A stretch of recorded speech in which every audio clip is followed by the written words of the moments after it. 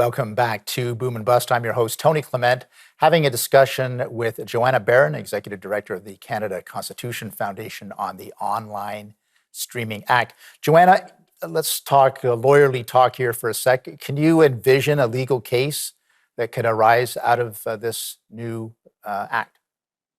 Well, just to first of all set out what the legal challenge would be. Our sense, and we're joined by colleagues on this is a violation of the right to free expression, which is protected under the Charter in Section 2B. And there's sort of two pieces to this. There's first the piece that it looks very clear that this is going to impact the ability of creators to disseminate their message.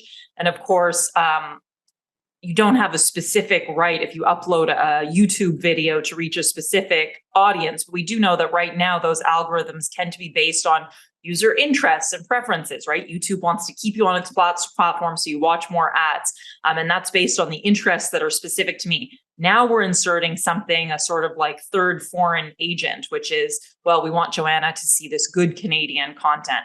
So it's going to impact creators' ability to express their content, but also as a content consumer. I think most of us at this point are both content creators and content consumers. It's going to affect my ability to get the information that I want. So if I put in a search and I'm just, delivered with this whole row of CRTC stamped Canadian content, but what I'm really interested in is cat videos or videos on skincare, that I'm not able to actually access the information. So in some sense, my interface with the world is being impacted. So just to break down why that's a violation of free expression.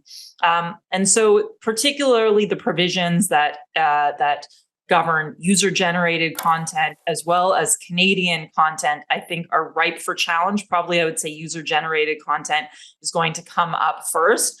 And we would seek the CCF to bring a challenge, which is quite a ways away. We're not even in the initial stages of discussing that because there still is this regulatory process to see what happens before we even get a CRTC decision, for example. But one of the provisions of the Online Streaming Act would be challenged as contrary to the Charter, which is the Supreme Law of Canada. So, okay, got that. And obviously, Canada Constitution Foundation, not on the record yet because there is no case. And as you say, there's this regulatory process that has to unfold. But what do you think the government's stance would be? Why are they so sure that this doesn't violate the Charter, for instance? Well, one talking point that they've said is that this doesn't regulate users, it regulates platforms. And therefore, it doesn't have any impact on free expression. It's just regulating these big platforms.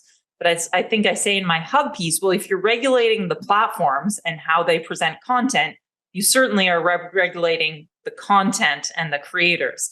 So I found that to be nonsensical. And then they will also say, inevitably, that any impact on free expression is minimal and justified towards the greater goal of protecting and promoting Canadian content. And this is sort of an old drum that's been beaten, with the Canadian content requirements on radio and on TV, which of course have, limited TV and radio waves. So you can only have a certain amount of channels. I suppose in theory, most of us all have smart TVs now. So it makes sense that when you have a finite amount of channels, you want to protect a certain number that are Canadian. We know in the 70s and 80s, this was a real problem. Everybody was just watching British and US television. So you could see the rationale, whether or not you agree with it. But there is no such rationale now. But that will certainly be what the government says. And we know that there are certain groups and also our friends in Quebec have a particular sensitivity around this. Yeah, so we've got about 30 seconds left. So it's the usual sort of grounds that the federal government is using, but I think maybe emphasize this point in 30 seconds. The internet is different from radio; it's different from TV, right? So maybe maybe that argument falls flat. The internet has infinite content, but if there's one thing that I can leave your audience with is be vigilant about what you see. Because you may start to see in the coming years very odd things in your timelines that you don't know how it got before you. So you should question that, and you should question what you're not seeing. Joanna Baron, thanks for being on the program. We might have to invite you back as this whole process wends its way along, but a very interesting discussion. Thanks for being here. Thanks so much. Very interesting discussion with Joanna Baron. Obviously, a lot to take in and to consider over the next few months with this law. Thanks for watching today.